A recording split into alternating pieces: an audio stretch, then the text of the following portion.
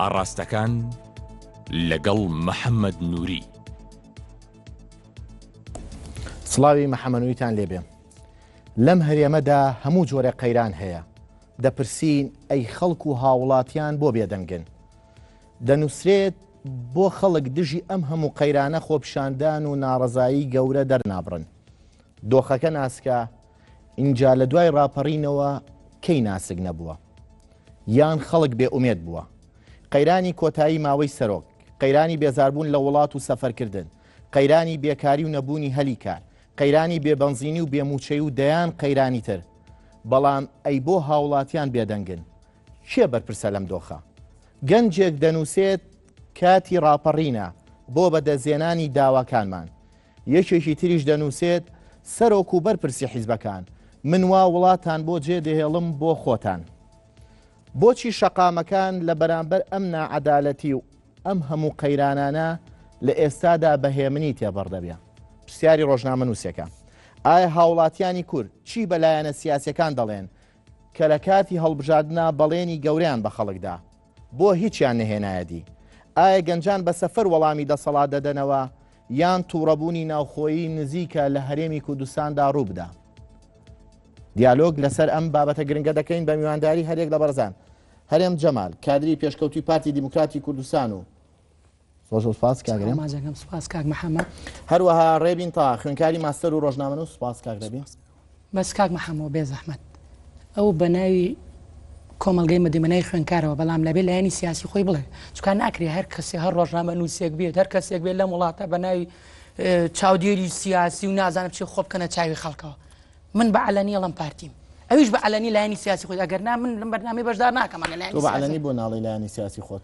تەبعی کاک محەممەد، من ساڵانێکی زۆرە خەریکی نووسینەوەوانە بە خوێنکاری ماسرم و ڕۆژنامە نووسم، سەرنووسەری گۆڤاری گەڕان و داینەمەوانە بوون و ڕۆژێک ڕۆژان ئەندامی سیاسی ئەندامی هیچ حزبێکی سیاسی نیم. ئینتیمام بۆ هەر حزبێکی سیاسیە لە قۆناغی لە خۆراغەکانە کە پێم وایە بێ بەرنامەکەی لەگەڵ نەهج و بیرکردنی من ناگونجێت. ڕۆژگارێک بۆ بزوێن لە وڵاتە بوو قەناعەتم وا بووە بزودنەوەی گۆڕان هێزە ئیسلامەکان چی و چی تا دوای ئەمانە توانێن. عزیزی من یەکێتیان نایەکێتی نیم. ئەدەکاتە خۆ بۆچی لە فەیسبوک تۆ پیانوتی دێ لە بەرامبەرێکی تێک دانیشی؟ کێ پێوتی؟ ئەم کاک حەمەدنووری بە تۆ بۆ بەرنامەی داوەت کراوی، تۆ بەچی سیفەت دەرمنت بانک کاک محەممەد؟ من ڕۆژنامە نووساتم وێرە شەرەوە ناکەم عزیزی من گوێ بگرە، بەش نەڕەنەر ناکرێت، بە نەڕەنەر ناکرێت گوێ بگرە. ئەگەر من شەرمەوە ناکەم ئەگەری گوێ بگرە، گوێ بگرە شانازی بۆ کەم ئەگەرێکێتی یا گۆڕانی هەر کەسێک بە ناوی ڕۆژنامەوە بە ناوی چاودێری سیاسیەوە خۆی هینەکات وەڵام من ڕۆژنامە نووسم. ئەی بۆ ناڵێ یەکێتی، بۆ ناڵێ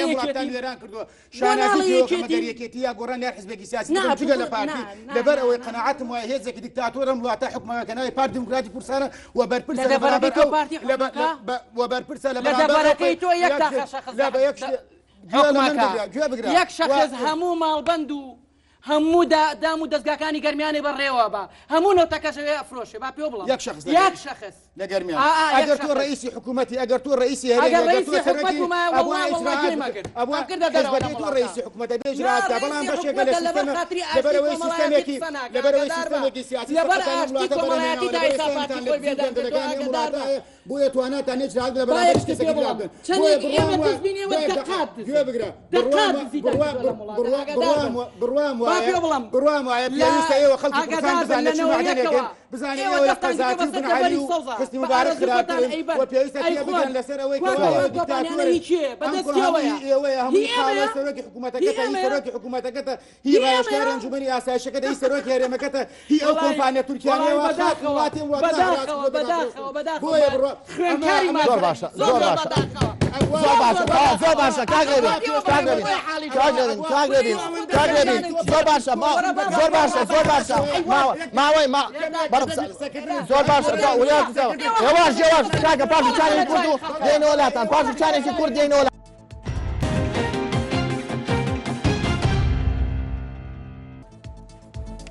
دووبارە سڵاو، تکایە بەهێمنی گەرنا بەرنامەکە ڕادەگرین و کاتی بەرنامەکە کۆتایی پێنی. کاگرێبین، قەیران بە دوای قەیران لەم وڵاتەدا ڕوو دەدا، گەنجانێک سەفەر دەکەن و ئەم وڵاتە بەجێ دێڵن، ئەم وڵاتە خەریکە وای لێ دێ گەنج بێزار دەبێ لێ، گەنجێک لە فەیسبوکەکەی خۆیان نووسێتی بۆ ڕات ناپەڕن خەڵک قەیران بە دوای قەیران بەر پرسیاتی هەر پێنج حیزبەکە بەر پرسیاتی هەڵەگرێ. وەڵامت بۆ ئەو گەنجانە خوێنکاری ماسەری جەناب لە علم نەفسا گەنج بۆ ئەم وڵاتەی خۆش ناوێ. ئەم وڵاتە پڕە لە قەیران لە دوای قەیران بەرۆکی خەڵکی کوردستان ئەگرێ 5 حزبی سیاسی لە حکوومەتێکا حکوومەتێکی بەناو بنکە فراوان بەشدارن هەرێکێ بە حەجمی خۆی حەجمی یەکەم هێزی گەورە دەسەڵاتداری یەکەم لە وڵاتە هێزێکە بەناوی پارتی دیموکراتی کوردستان کە سەرۆکی هەرێم سەرۆکی ئەنجومەنی وەزیران سەرۆکی ئاژانسی پاراستن و ئەنجومەنی ئاسایش هەرێمی کوردستان 5 حزب بەناو حکوومەتایە گۆڕان بە 4 5 کادر بەشدار لە حکوومەت چۆن نەکرێت یەکێتی جێگەی سەرۆکی حکوومەتی هەیە گۆڕان وەزیری کۆمەڵێتی یەکگرتوویەتی هەمووی هەیەتی عزیزی من چۆن نەکرێ بزودنەوەی گۆڕان بە 4 5 کادرۆ بەراورد بکە بە یەکێتی و پارتی چۆن نەکرێ ئیسلامیەکان بە 3 4 کادرۆ بەراورد بکە بە یەکێتی ئەم قەیرانە بەس پارتی دروستی کردووە چۆن نەکرێ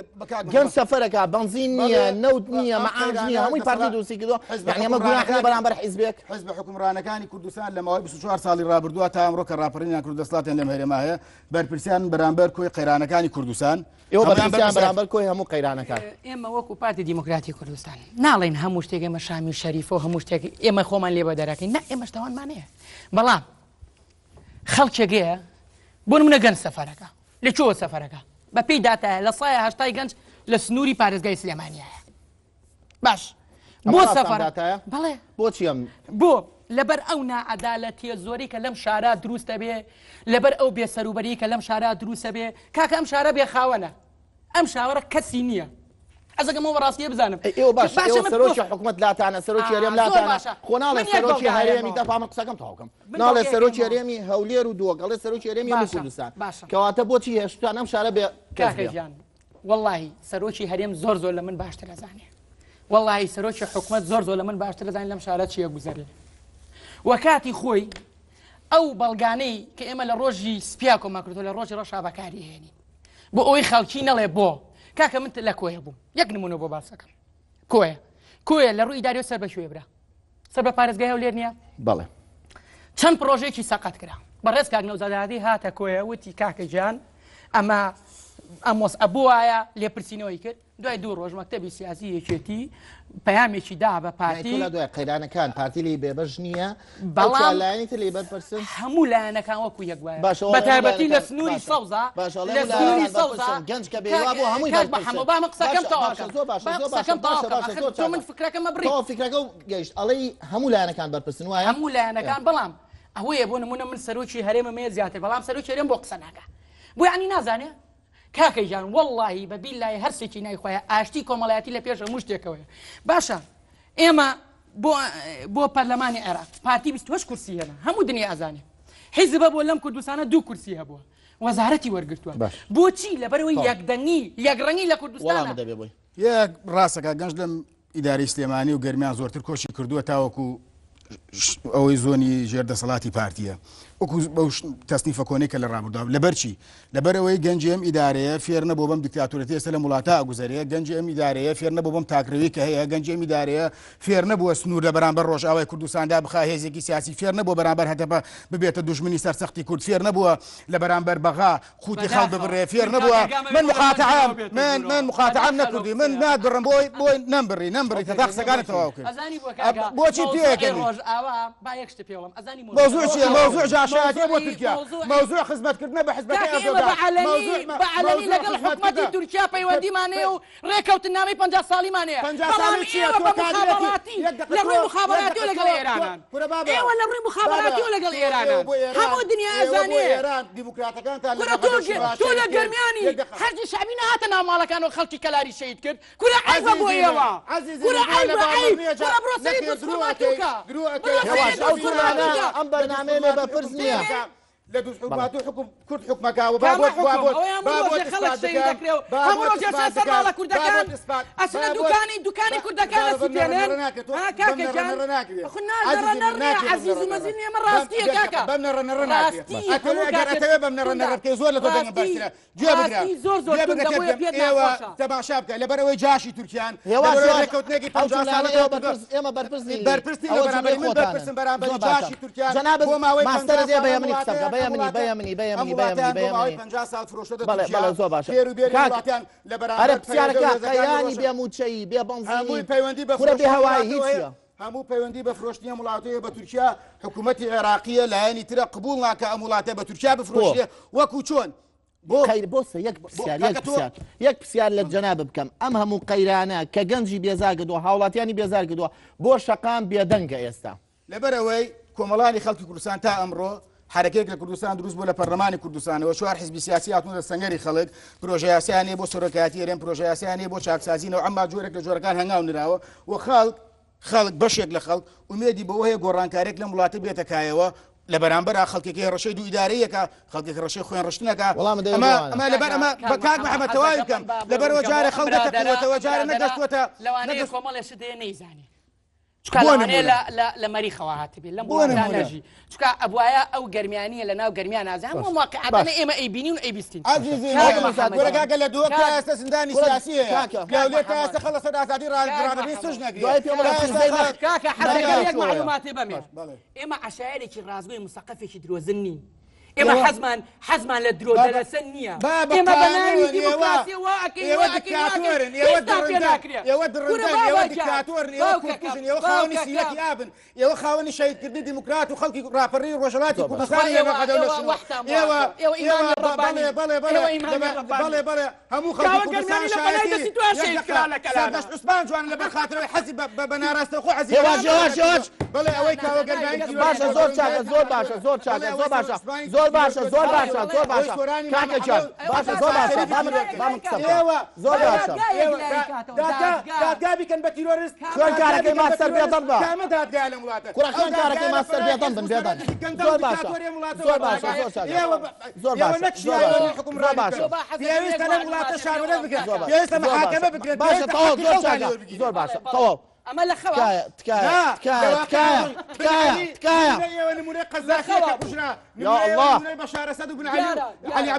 ئەزانی کەس لێمان تێناگا ئەزانی کەس لێمان تێناگا ئەزانی کەس لێمان تێناگا ئەزانی کەس لێمان تێناگا پاش وچانێکی گورد دێنەوە لاتان پاش وچان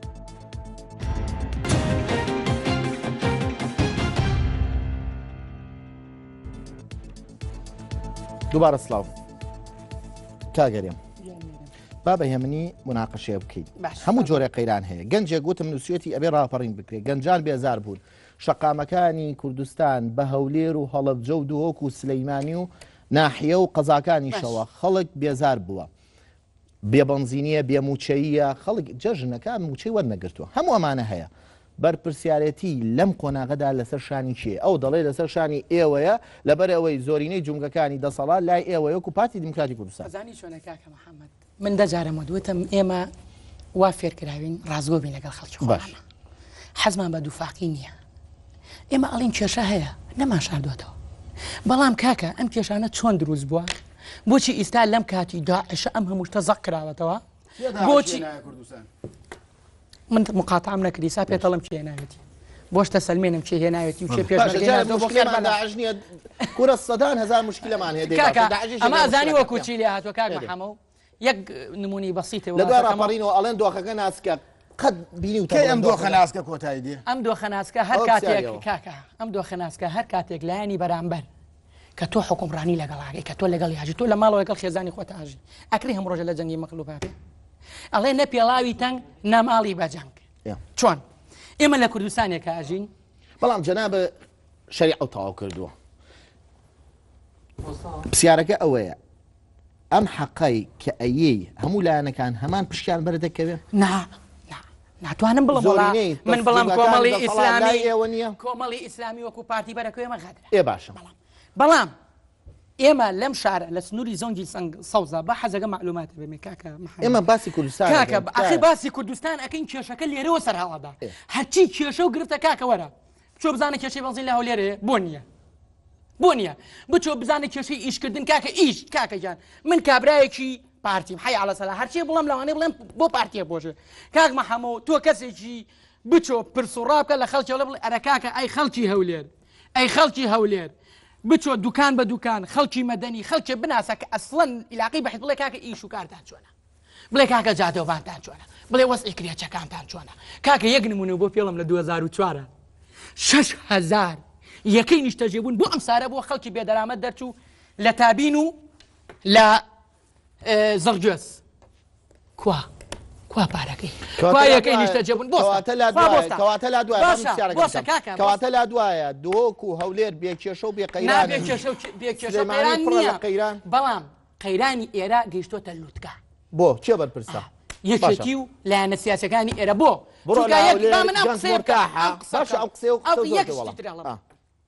فەندێکی پێشینانەیە ئەڵێ پیاوی زۆر بڵێ نوکتەزان نابێ دەی فرەچۆ خەقەت ئاوەدان نابێ سلێمانی فرەچۆخە کورە نەک فرەچۆخایە بۆز نمونە ئەمە باسی حکومڕانی سلێمانی ناکەم باسی ئەو لایەنە سیاسیەکەم تۆ لەگەڵەوەی دوو ئیدارەی ڕاگەیەنینەوە باشتر نا من ناڵم دوو ئیدارەی بەڵام من حەزەکەم بەیان یەشێتی وازم دووفاقیە وازم ئەمە بۆ تاوکەم وازم دووفاقیە بێنن باش بۆ نمونە ئەندامێکی مەکتەبی سیاسی یەشێتی ئەڵێ وەڵا پارەی نەوت و بوجێ بە ئاگامان لێنی ئەی براڕۆ ئەن مەسوولی عادل مراد کە بەرپرسی مەکتەبی ناوەندی یەکێتی ئەڵێ دوێنێ لە میدیاسپی لە سپی میدیاڵێ ئەبێ دەرهێنانی نەوت و ئابووری و نازانچی بدرێ باشە بە قوربان تۆ جێگری حکوومەتت کا قوباتە باش کاک ئێماد ئەحمەد ئەندامی مەکتەبی سیاسی تەور وتەبێژی یەکێتی نیشتیمانی کوردستانە دەیان جار لەوانەیە خۆت لە گەلی کوردستان ئەو کاتە مقابلەی لەگەڵا کرا وتی کاکە ئێمە ئاگامان لە ورد و دروشتی دینار بە دیناری نەوتە تەواو زۆر باشە ئەمە چی ئەم شەرفرۆش گەنجی ئەولێر و دووە کێشەیان کەمە خەڵک مرتاحترن مشکلەی بنزینیان نییە مشکلەی ئەرێ مشکلی موچەشیان نییە بابا مشکلی موچە هەمووی کردووەتەوە هەموو یعنی کەمترین مشکلەیان نییە ئەمە ئەو مشکلانن ئەم سلەیمانی و گەرمیان و هەڵەبجەی گرتووەتەوە تەبێ بێ ئەومان لا ڕوون بێ ئەم کێشانە لە کاتێکا زیاتر ئەوە پەریسەن سەری هەڵداوە بەڵێ قەیرانی دنیای پەیوەندی بە وەزعێکەوە لەم کوردستانە تۆتە ئاراوە هێزێکی سیاسی کە پارتی دیموکراتی کوردستانە بە مەبەست قەیرانەکانی لە سلێمانی چڕ کردوتەوە گەورەی کردوتەوە ئەگەر ئێمە قەرارە وەزارەتێکی سامانە سروشتەکانی هاوبەشمانێ بۆچی قەیرانی سوتەمەنی لە هەولێر نەبێ لە سلێمانی بێ لەبەرەوەی بەشە سوتەمەنی خەڵکی سلێمانی وەکو خۆی ناگاتە جێ لەبەرەوەی بەشە غازی خەڵکی سلێمانی وەکو خۆی ناگاتە جێ لەبەرەوەی کارەبای خەڵکی سلێمانی وەکو خۆی نادرێ لەبەر ئەم دۆخانەی کە هەیە ئەم هێزە سیاسی ئەوێ خەڵکی سلێمانی ناچار بکە ئەم خەڵکە شۆڕژێڕی لێرە هەیە ئەم خەڵکە مەدەنی لێرە ناچار بکە بە درێژکردنەوەی ماوەیەکی ناشەرعی سەرۆگاتی پیاە لەم ڕێکەم مەسعود بەرزانیە بۆیە پلانێکەیە بەڵێ فعلەن سلێمانی برسی کراوە فعلەن سلێمانی قەیرانەکانی تێدا زیاتر و گەورەتر کراوەتەوە و بۆ ئەمە شەمە قسەی من نییە کاکە قسەی و پەرلەمانتارانەیە کە خەڵکی سلێمانی قسەی ئەنجومەنی محەبەشێک لە ئەنجومەنی محافەزەی سلێمانی قسەی سەرۆکی ئەنجومەنی قسەی بەڵگەیشین بۆ تۆ من مخاتەب نەکردووە کاتێ پرسیارێکی بەڵگەم بۆ دانەرەوە هەر کاتێ پرسیاری لێکردی بەڵگەم هەر کاتێ پرسیاری لێکردی بەڵگەم پێ بدە مقاتەعەم نەکە کە قسەکانم تەواو کرد بەڵگەم پێ بدە کە قسەکانم تەواو کرد بەڵگەم تەواو بزانم قسە لەسەر ئەوەیە ئەم هێزەی لە کوردستانە ئێستا ئەوێ سەرۆکایەتی مەسعود بەرزانی بە نایاسایی بۆ ماوەیەکی درێژ کاتەوە قبول ناکرێت قبول ناکرێت طبعا قبول ناکرێت ناکرێت طبعا ناکرێت لە بزانە هەر ئەندام سەرکردایەتی کە بەڕێز و چەپڵی بۆ لێ زۆر بە مندونی خەنەوە بە سەرۆکیارێ ئەوە حەزەکەم باش بزانی من چەپڵە بۆ هیچ کەسێک لێ ناگەم کۆلەی کەسیش نیم ئەوە توی چەپڵە بۆ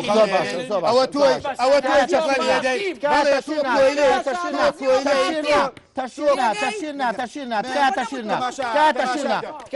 بەڵام من بڕوام وایە خەڵکی کوردستان ئەگەر سیاسەکانیش لە کوردستانە میل بۆ جەنابەت خوێندکاری ماسەری لە علم النەفسە ئەم نائومێدیەی گەنجی کوڕ ڕووی تێکردووە ئەم بێدەنگیەش لە پاڵیە هۆکەی چییە؟ هۆکەی ئەوەیە خەڵکی کوردستان تا ئێستا نەوعەمما ئومێدی وایە چوار حزبی سیاسی لەم وڵاتە بتوانن لە ڕێگەی پرۆژە یاساکانەوە وەوی هێزەی ناوی پارتی دیموکراتی کوردستان لە ماوەی 24 ساڵی ڕابردووە سڵی لە هیچ شتێک نەکردو لە هێنانی دژمنی دەرەکیەوە بۆ کوردکوشتن بۆەوە کاک محەممەد تەواوی کەم باکێت بگەڕم خەڵکی کوردستان چاوەڕوانە لەم ماوەی کەوا ئەم حزبە سیاسیانەیە بۆ ئەوەی ئەم دۆخێک لای بکەنەوە ئەگەر ناتەقینەوەیەکی ئەگەر ناڕاپەڕ نەبێ ئەگەر نا دۆ خراپە بێ ئەگەر نا ئەبێ ئاوات ئەبێ دەسەڵاتی سیاسی ئەمە ئاوات بە بنعەلی و بە قەزافی و بە بەشار ئەسەد دووبانە بخوازیێکی زۆر هینی پیاوی ئەبێ دەسەڵاتی سیاسی ئاوات بخوازی وەکو بنعەلی و قەزافی لێنەیە ئەوە لە قسەکانی کاگرێبین خوێندکاری ماستەر ئەمانە تەنها قسەی سواوی خەڵکانی ترە دووبارەیەکەنەوە یعنی خەڵک بێزار ئەمانە قسەی سواوە بۆ باسکەم من پێچەوانەکەی ئەوڵم ئەی چی ئەڵێ ئەم پیلانە کە ئەکرێ بەرام بۆ سلێمانی و کە خەڵکی سلێمانی بێبەنزینەکەن کە خەڵکی سلێمانی بێ ئاوەکەن کە خەڵکی سلێمانی بێکارەباکەن کە خەڵکی سلێمانی لە یەکەی نیشتە جێبوون بێبەشیەکەن کە خەڵکی سلێمانی لە خۆشگوزارانی و لە جادە و لە پرد و لە دار و بەرد باشە باشە من سیرم پێ دێ دەی بەڵگەکە بڵێ کاکە. بەڵگەکە قسەمەکە بەڵگە لە پرۆژە تایبەتیەکانی سلێمانی لەوێ هەموو ڕۆژ 56 بنزینخانەی حکومیمانەیە هەموو ڕۆژێ 20,000 لیتر بنزینانە دەنێ من دوێنێ شەو چۆم کە دوایەوە تەلەفۆنی بکەم چۆم بۆ لای دەبەفرۆشێ وتم ئەم بنزینە و لەکوێ بووتی وەڵا کاکە ئێرانیمانەیە و بنزینخانەی خۆشمانەیە وتم بنزینخانەکەی خۆمان بەچەنە وتی کاکە جان 14 لیتری تیا بە 16 تو بام قسەکەم ئەڵێ دوێنێ شەو هەفتەی پێچوو هەفتە دەبم لە بنزینخانەیە وەرگرتووە باشە زۆر کوا دەسەڵاتدارانی ئەم شارە باشە من تەلەفۆن بۆ کردی بۆ ئامادەبوون لە بەرنامەکە نەک بۆ دەبەی بنزین ئەخرەوە ئەوە پەیوەندی بە خەڵکەوەیە ئەوە خەڵک بێتاقەتەکە بەمانگی ڕەمەزان وا لە خەڵکەن ئەمەش بۆچی وا ئەکەن بۆچی وا ئەکەن ئەیانەوێ بە خەڵکی سلێمانی بڵێن ئەی خەڵکی سلێمانی ئەوە پارتی دیموکراتی کوردستانە برسیتانەکە ئەوە پارتی دیموکراتی کوردستانە ڕقی لێتانە ئەوە پارتی بەڵام نەخێر ئەمە پیلانێکە بە هاوبەشی دوو لایەنی سیاسی بە فکرەی دەرەوەی کوردستان کە ئێمە ئاگادارین هەموو شتێکمان زۆر باشە کە خەڵک باشە خەڵکی ئەم پیلانەکەی 64 کە مام جەلال و نەوشیروان مستەفا ئیبراهیم ئەحمەد دژی مستەفا بەرزانی کردیان دووبارەکەینەوە بەکارهێنانی ئەم ناوانە و بەکارهێنانی ئەو ناوانەیەوە بەرپرسن لێ ئێمە بەرپرسنین وەکو ساکۆیان بەرنامەیەم زۆر باشە بە ڕوخسەت کاگەرێم کاک ڕێبین من دووبارەیەکەمەوە خەڵک ناومێت بووە ئەوەی ناومێت بووە ئەم دەڵێت لە سلەیمانی و دەڤەری گەرمیان و هەڵەبزە خەڵک ناومێت بووە گەرنا لە هەولێر و دووە بەم ناومێدیە بەم شێوەیە نیەوە بەشێکی زۆری گەنجان سای هەفتای هەشتای کە سەفەر دەکەن لەم ناوچێ وەڵامە دەبێ بۆی کاک محەممەد تەبیعی خەڵکی ئەم ناوشە بێمێد و ناومێد و خراپ و وەزئی زۆر خراپە لەبەرەوەی هەر لەم هەفتەیە لە ئینستاگرام کوڕێکی مناڵ ناومەڵێت کوڕێکی مناڵ 1600 گەڵا داتە سیارێک لە کاتێک کا پێرێ لە سلێمانی پێشمەرگێک لەبەر خەرزاری ئەکوژریە لە کاتێکا لە موچەی 500 پێشمەرگەدەنە ئۆتۆمبیل بۆ کوڕزایەکی سەرۆکی هێرێم لە بەرامبەر چیە 500 تەمەنێتی کاکە بەس پێرەیەکێکی تر ئەگەر تۆ علمت هەبێ ئەمڕۆ ئەگەر تۆ علمت هەبێ دوێنێ هەفتەنامەی ئاوێنە خوێنیتەوە دوێنێ هەفتەنامەی ئاوێنە خوێنیتەوە کە کوڕەکەی منسوور بارزانی خۆی ڕسمی سیارە و پارەکە و بڕەکەی داناوە تۆ نایخوێنیتەوە تۆ پیاوێکی نەخوێنەواری لەبەرات بۆ شاتە شات دێرە لەبەرای نەخوێنەواری بۆ قڕقڕاتی لەبەرم دۆخەی لەم وڵاتایە ئەمانە خاوەنی سیمەکی ئابن ئەمانە خاوەنی هێنانی سوپای تورکن ئەمانە خاوەنی دیکتاتۆریەتن ئەمانە خاوەنی دڕندەی لە وڵاتە ئەمانە خاوەنی کوردکوژن ئەمانە خاوەنی نەخێر هەموو هێزە سیاسەکان لە وڵاتە بە شقیان تاوانیان لە سەروی هەمان و دیکتاتۆرێکی گەورەیە کە ناوی وە سەرۆکی حیزبەکە کە مەسعود بەرزانەیەکی لە دیکتاتۆرەکانی ئەم وڵاتە و ئەم شەرقی ئەو سەتە و ڕۆژێک لە ڕۆژان وەکو هەر دیکتاتۆرێکی لە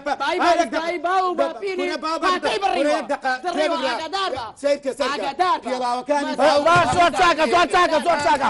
بەڕێزان زۆر باشە زۆر چاکە زۆر باشە بەڕێزان زۆر باشە زۆر باشە پاش وچانێکی کورد دێنەوە لاتان وچانێکی کورد و دێنەوە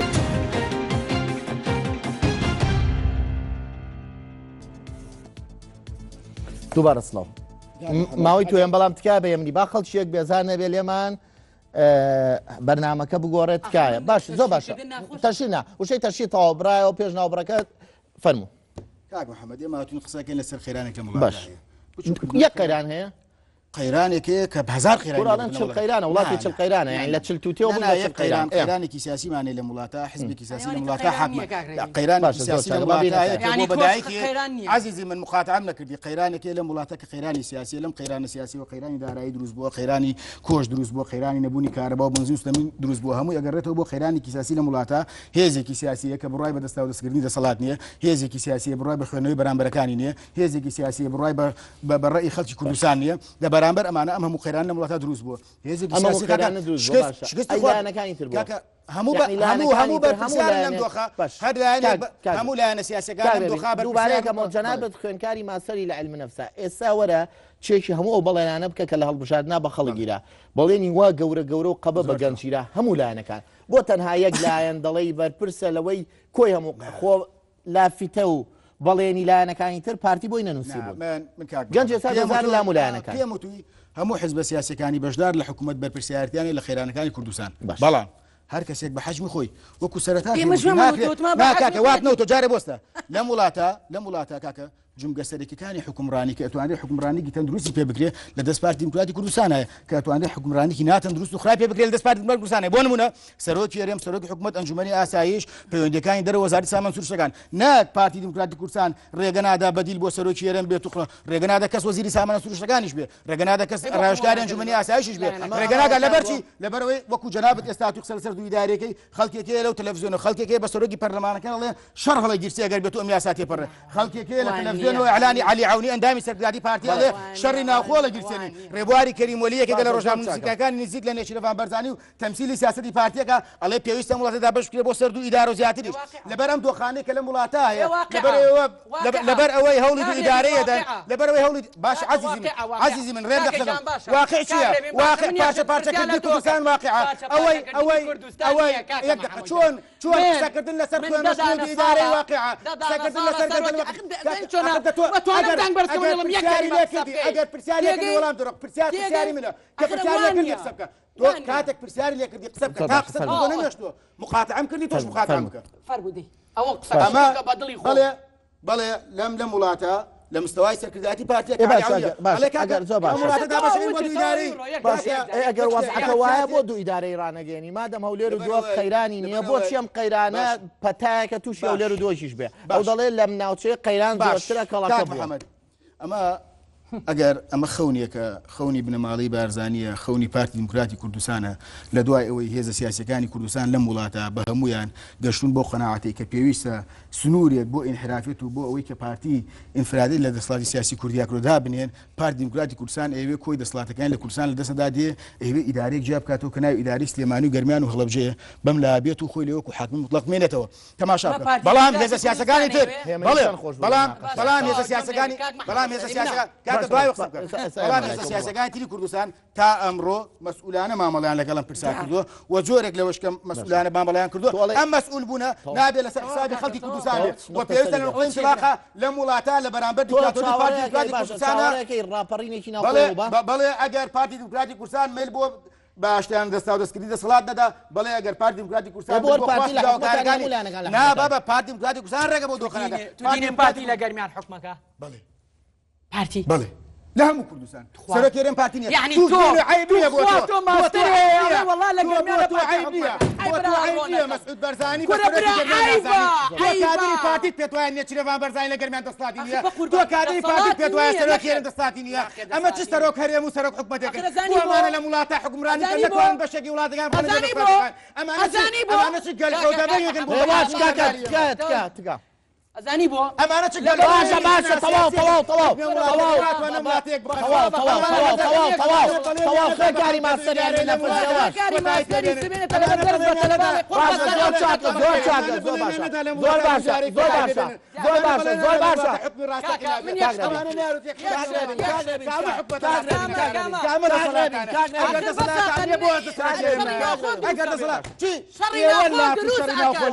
علی عەونی ئاو بخۆرەوە ئەو بخۆرە تکای بەم کاکە ئەگەر تۆ ئەڵەی واقع بۆسە تا من ئەو پرسیاری خۆمە منش وەکو وەزارم دەسەڵاتی بەڵام خۆی بڵێ بدەن ئەگەر دەسەڵاتی نییە ئەگەر دەسەڵاتی نییە سەرۆکی ئەمەرەمێ لە بەشێکی وڵاتەکە دەسەڵاتی ئەمە چ سیاسیەکە ئەمە چ قەشنەخانەیەکە لەبەر ئەوەی چۆ خاوەن ماستەری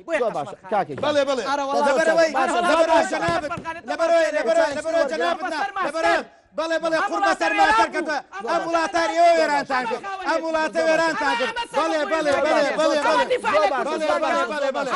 مەسعود بەرزانی بەدەوابەی پاشوچانێکی ترمان بەرەوە بەڕوخسەت پاشوچانێکی دێنەوە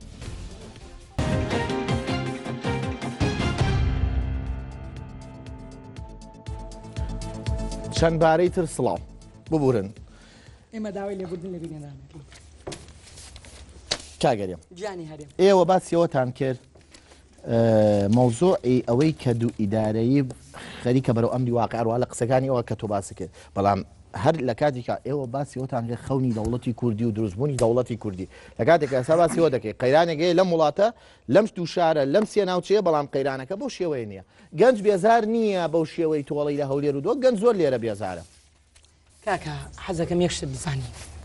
مەوزوعی ئەم قەیرانانە کە دروستە بێ طبعا حەزەکەم ئەم ڕاستی هەموو خەڵکی کوردستان بیزانێ یەکێتی نیشتیمانی کوردستان گۆڕان لەم شارە زۆرترین سەوتی هێنا بەڵام بۆ پارێزگاریان وەرنەگرت لەبەرەوەی ئەمە مشکلەکەمە قەیرانێکە پارێزگایەتی بەڵام موچەی بێرە گرنگ نییە بەڵام بەنزینی هەبێ گرنگ نییە شێ سەرۆکیان ئەوەی گرنگە لای خەڵکێستا و بەنزین و ئەم گەنجانە هەلی کار نییە کاکەجان ئەم قەیرانانە دروست ئەکرێن بۆ ئەوەی لایەنێکی سیاسی بەفیتی کۆمەڵی لایەنی بەفیتی لایەنێکی ئیقلیمی ئەیانەوێ بە خەڵکی کوردستان بڵێن ئێوە هەرێمێکتان بۆ بەڕێوە نابێ چجا دەوڵەتی کوردستان ئەمە بۆ ئەمە ئەکرێت تێگەی وڵاتی شۆک و یابان کاکە لە دوای جەنگی جیهانی دوم سێری خەڵکی وڵاتی یابانکە لە دوای جەنگی جیهانی یابانەوە وێران بوو ئافرەتەکانیان پرچەکانیان لێ ئەکردەوە ئەیان بر بۆ کارگا بۆی ببێ دەستی کار چێمانەوەکەین چێمانە سۆزیەتی ئێوە بۆ لایکە کاکە گەنجانی حیزبەکان بۆ ئەوە ناکەن جەناب کادری پێشکەوتوی باشە من کادری پێشکەوتی پارتی دیموکراتی کوردستانم هەڵگری بڕوانامەی شەریعەتی تو یعنی بۆ ئەوە ناکەی ئەو خێرە با تۆ بیکەی باشە یعنی تۆ ناڵێ مەبەستم هەموو کادران کاکە بۆ معلوماتی بەڕێزت ئێمە وەکو پارتی دیموکراتی کوردستان دەستمان ناوەتە چاکسازیەکی باش بەڵام بەتەنیا ناکرێ ئەم بارە بە ئەی شێ ڕێگرە لە بەدەم باش هەموو لایەنەکانەڵێن چاکسازیمان دەستراوەتێ بەڵام ئەوڵێ ئەو ڕێگرا من ڕێگرم لە ئەزانی مەوزوعی ئێستا زۆر جارەیە قەیرانەکان ئەبەسرێتەوە بە سەرۆکی هەرێمە خەڵکێکی لەو گەرمیانەی ئەو بەڕێزە چەند ساڵە ئیداری گەرمیان جیا کراوەتەوە هەتا ئێستا یەک شەخص ئەو گەرمیانە بەڕێوە باشە سێریکە باشمان گەرمیانە کاکە ئەمە پۆستە سەرۆکی هەرێمی گەنج لە هەڵەبجەوە لەوە تا زاخۆ بێزارە یاخود لە هەڵەبجە و تەوێڵەوە تا دێگەڵە بێزارە لە دوای دێگەڵەوەی تر گەنج پێەکەنێ باش ئەی بۆ گەنجانە ئێرە نابەنە ئەو دی بۆ هەولێرەوەوانە ئەی بۆچی من ئەمە بێویژدانی باش گەنجی هەولێر تەواو لە ڕەفاهەتە ئەژین تەواو کێشیان نییە هەمووی بەڵام ڕێژە تا ڕێژەکەوتۆ من ئەڵم لە سەدا هەشتای کۆچ باشە بۆچی لە سەدا هەشتا کۆچ لە هەرێمی لە سلێمانی ئۆپسیالێکی زۆر من با من جوابەکەی بەمەوە من جوابەکەی باشە ئاسایشی سلێمانی ڕەحمەتی خوایان لێبێ چووکە ئاسایشی بە قەرار کردوین باشە بۆ ئەتوانن لە ماوەی 24 سەعاتە چیان بێ بیهێنە ئاسایش بۆ ناتوانن ئەو قاچاقچیانەی کە لە سلێمانی بە عالەمی ئاشکرا لە گەرمیان هاوارە کات و گەنجی خەڵکێ من تەلەفۆنە من براکەمە ڕۆ براکەی منە ڕابیانی تەلەفۆنم بە تەلەفۆن بە قاچاقچی ناکەم ئەی باشە بۆ ئاسایشی سلێمانی بەرلەمە ناگری یان ئەمە تا ئینەیەکی تیا کاک محەممەد تەبیعی من پێشتر وەڵامی و پرسیار باشە من یەک پرسیارم هەیە لە سەرەما ئەڵێت گەنجی ئێرە دیسانەوەی کەمەوە تۆ جەناب خوێندکاری ماسەری لە علم نەفس گەنجی ئەم ناوچەیە گەرمیان سلەیمانی لەوجە بێئومێدترن ناڕازایی زیاترە قەیران لێرە زۆرترە گەنج تەحمولی نەماوە بۆیە وڵات بەجێڵێ گەرنا لە هەولێر و دووە گەنج ئاسوودەترە ناڵێ قەیرانی وڵام ئاسوودەترە نەموتۆڵم ئاسووتەترە من شۆ جملێم مەرە بڕۆ سێری ئیش چه فەرقیکارە شکوورە هەموو شتێگەی لەوێ بەس بۆ لێرە ژینگەی سلێمانی لەگەڵ ژینگەی هەولێر و دۆک فەرقی هەیە ڕابردوو حرەکەی سیاسی هاوڵاتی کورد من نەموتە هاوڵاتی کاکە من نەموتە من باسی ژینگەم کردەکەی باسی جەماوەرم من ئەڵێم عزیزم ئەڵێم ژینگەی کورد ژینگەی سلێمانی لەگەڵ و ژینگا فەرقی من باسی ژینگەت بووەکەم معادلەیەکی جەماوەری نییە چاوی من باسی دووە ژینگەی سلێمانی لەگەڵ ژینگەی هەولێر و دۆک فەرقی هەیە سلێمانی لەگەڵ کەرکووکیش فەرقی هەیە ئەم ناوچەیە لە ڕابردووی حرەکەی سیاسی کوردیەوە لە سەردەمی شێخ مەحموود ئەوانەوە ناڕزایەتەکان لەم ناوچەیە هەمیشە لە ترۆپا بوون هەمیشە خەڵکی ئەم ناوچەیە خەڵکی ڕۆشنبیر بوون هەمیشە خەڵکی ئەم ناوچەیە سەردەستەی سیاست و ڕۆشنبیری و سەحافە و ڕاگاندن بوون لەم وڵات و لەم هەرێمە و لەناو ئەم میلەتەی ئێمە خەڵکی ئەم ناوچەیە لە دوای ساڵی 90 کشۆنەوە ئەمما حکومڕانیکی کێتی هاتووە جۆرێک لە ئازادەکان زیاتر بوون لە دەسەڵاتی پارتی معلومە لای هەمومان و لە دوای ئەوە تەماشاکە با بۆ تەواکەم کاک محەممەد لە دوای ئەوە ئێستا لێرە شەراکەیەکی ڕاستەقینی لە حکومڕانی هەیە کە بزوتنەوەی گۆڕان و یەکێتی و لایەنە ئیسلامیەکان تۆ حکوومەت کە لە هەولێر و دووەک ئەمە نیە ئەمە بە کۆی ئێمانەوەی کە دوو ئازادەکان لێرە زیاتر بن و با باسیێت بگێنم یەک دەقە تەماشا بڵێ تەماشا بکە زۆر ئەوە خەڵکی کوردستان چاویان لێمان ئازان ئازادی بەراورد یعنی قابلی بەراورد نیە لە بینی هەولێر و سلێمانی چاو من تۆم نەبڕی بوو ئەوەی تۆ نەبڕی مدیری مەکتەبم دوورخەمە نازانم ئازادی لەکوێیە کاکە من پێم وتی وتم تکاتان لێ یەکەم مستەقەفەکانی سلێمانی عشایرێکی ڕازگۆ بن مستەقەفێکی درۆزن نەبێ ئێستا من بە درۆز نەزانی نادوو لە تۆ بەڵام ئەتوار و کرداتە بەڵام من تەماشا بەڵام یەکشم تۆ بۆ خۆت کاکی عشایری ڕازگۆ تۆ قەناعەتت وایە باشە عشایر تۆ قەناعەتت وایە ئازادی لە سلێمانی و گەرمیان کەمترە لە زاخۆ و دهۆک و هەولێر و بادینان قەناعەت بەس ئەوەنت پێڵم باش من ڕێژەیە سێری کە تەماشا ئەم ڕۆحێتەکە ئەمانی پێڵێکی کان ئەڵێ بۆ قاچاقەکان دەستگیر ناکرێت پەڕینە بەڕێوەیە خۆپشاندانی گەورە بەڕێوە ئەگەر چارەسەری هەمووی با پێوڵم هەمووی دیعایە و ئەو شۆڕشەی فەیسبوک ناگۆزێتەوە بۆ سەرشەقام ئازانی بۆ کاک مەحەمەد ئەو شۆڕشە ناگۆزێتەوە بۆ سەرشەقام وەڵامی ئەوم بەرەوە حەفەی شوبات حەفەی شوبات یەک قسە لەسەرەوەکە وەزعی کوردستان زۆر لە ئیسا باشتر ئەو شۆڕشی فەیسبوک ناگۆزرێتەوە زۆر کارەبا لە ئیسا باشتر باش ئەو شۆڕشی فەیسبوکە قسە لەسەرەوە ئەم برادرە ئەم بەڕێزە قسە لەسەرەوە ئەو شۆڕشی فەیسبوکە ناگۆزرێتەوە بۆ سەر شەقام بەڵێ خەڵکی کوردستان ئەم بێحورمەتیان پێ قبول ناکرێت خەڵکی کوردستان ئەم دیکتاتۆرێتی تاکرێیان پێ قبول ناکرێت خەڵکی کوردستان ئەویان پێ قبول ناکرێت و گەنجە سەفەرگاوزەگا یەک دقیقە چی بووە کاکەجان تۆ بۆچی کاکەجان خوا سەلام عەلەیکم بەیارمەتی خۆم باشە تۆ ناڵی دیکتاتۆر سەعادێکە بەرنامەکەت سەلام عەلەیک لێکتی لە 99 ئەوە دیکتاتۆر لە 180 بابە ئێمە پۆک و پارتی سیۆش کورسیمان هێناوە کوڕی باش هزار کورسیمان نێناوە کوڕی بارسیۆش کورسیان هێناوە ئەمانە بەڵێ دیکتاتۆریە ئەمانە بە سیۆش کورسی و دیکتاتۆرن لە وڵاتە ئەمانە هەموو قەیرانەکانەمان بەرپرسی سەرەکی ئەمان کاکە ئەم نەخۆشی پارتیە یەک دقیقە ئەزانی بۆ نەخۆشی لە فەیسبووکەکەی ئەمەی بڵاو کردوێتەوە هاوڵێیانی بەڕێز من مسعود بەرزانی یەکەم بە ئەوە من ئێستا زۆرێک لەوانە لە فەیسبووکە من نەموتۆ کەسەکەمە ئەگەر شوا بوو لە فەیسبووکە نافتە من بابزانی من ڕۆژ نامی باسی بەڵام یەکشتە کاک محەممەد ئەزانم تەنیا شێری بابەتەکانی حمۆیشە منە بابە هیچت نییە زۆر باشە ئێوە دووگەنجی زۆر باشە قەیران چێ بەرپرسەلی ئەم قەیرانە پارتی دیموکراتی کوردستان قەیران چێ بەرپرسەلی هەموو من قەیرانە دیکتاتۆرێک بەرپرسەلی لای مسعود بەرزانیە بەرپرسەری پارتی دیموکراتی کوردستانە هیوادارم ئێوە بڕیارتان نابێت بەشێک لە ڕاستی لای کامیانە سوپاس